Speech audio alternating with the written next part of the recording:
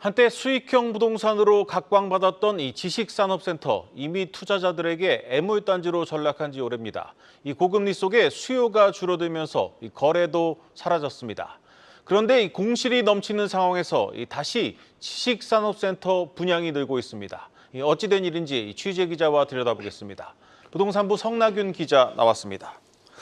성 기자, 먼저 이 지식산업센터가 무엇인지 정의를 다시 짚고 가죠. 네, 이 지식산업센터는 옛날에 아파트형 공장이라고 불렸습니다. 3층 이상으로 지어진 집합 건축물을 말하는 겁니다. 중소벤처기업 사무실이나 소규모 공장이 입주하는 용도로 주로 활용됩니다.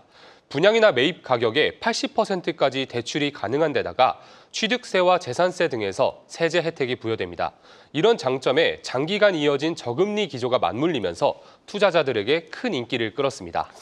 네, 이 지식산업센터 투자했다가 아직도 소갈이 하시는 분들 많으실 겁니다. 지금도 이 수도권 곳곳 지나가다 보면은 텅 빈 지식산업센터 쉽게 볼 수 있는데 지금도 상황이 크게 나아진 건 없죠? 네, 맞습니다. 이 금리 상승에 더해서 공급 과잉 직격탄을 맞은 모습입니다.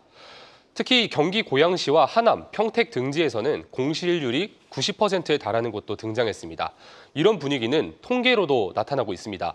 지난해 전국에서 손바뀜된 지식산업센터는 3,400건인데 호황기였던 2021년과 비교하면 반토막 났습니다. 또 장기 공실과 높은 이자를 버티지 못한 투자자들은 경매 시장으로 물건을 내놓고 있습니다. 올해 들어 지난 4월까지 쌓인 매물은 353건으로 지난해 같은 기간 대비 2배 급등했습니다.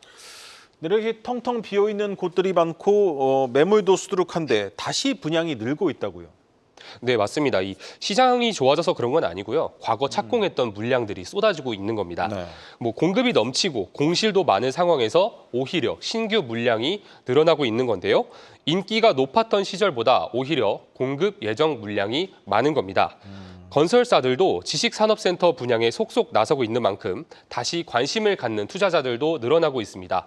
이제는 과거와 달리 투자 환경이 크게 변했기 때문에 지식산업센터로의 접근 방식을 바꿔야 할 필요가 있다는 의미입니다. 이제 이 접근 방식을 바꿔야 한다. 이건 무슨 얘기입니까? 네, 우선 이 지식산업센터를 과거와 같이 사무실용으로만 활용해야 한다는 기존 관념에서 벗어날 필요가 있다는 지적이 나옵니다. 네. 이른바 이 셀프 스토리지가 공실 해결에 도움이 될 수 있기 때문입니다. 직역하면 개인 창고로 할 수 있겠는데요. 물품 등을 장기간 보관하는 공간을 의미합니다. 보통 지식산업센터에 입주하는 기업들은 규모가 작은 만큼 재고 보관 등이 어려워 관련 수요가 있다는 분석입니다. 또 주거용 부동산 가격이 치솟고 있고 1인 가구가 증가하는 점도 긍정 요인으로 작용할 수 있습니다. 전문가 인터뷰 들어보겠습니다. 캠핑 용품 같은 것들도 있고 와인 같은 것들도 모으시는 분들이 있고 그걸 다 집에서 전문적으로 보관하기가 어렵잖아요. 습도라던가 온도라던가 여러 가지 높이나 이런 부분들도 고려해서 조금 다양할 수 있는 용도로 공급자들도 만들어준다면 수요자들도 당연히 좀 그쪽으로 임차할 수 있거나 매입할 수 있는 그런. 네, 아직까지 우리나라에서 이 셀프 스토리지라는 개념은 다소 좀 생소합니다. 현재 시장 규모, 해외 사례나 이런 건 얼마나 됩니까? 네, 실제로 미국이나 일본 등 해외에서는 좀 상용화가 돼 있는 개념입니다. 네. 지난 2021년을 기준으로요, 글로벌 셀프 스토리지 시장은 74조 원 규모로 집계됐습니다. 미국은 5만 3천여 개, 일본은 1만 4천여 개의 점포가 포진해 있습니다. 우리나라에서도 약 6,700개 지점이 있는데 이 중 절반가량은 개인 사업자가 운영하는 곳입니다. 다만 셀프 스토리지는 아직 산업시설이 아닌 지원시설로만 분류되는 만큼 관련 법령을 잘 살펴보시고 투자해야 한다는 조언이 나옵니다. 네, 잘 들었습니다. 부동산부 성나균 기자였습니다.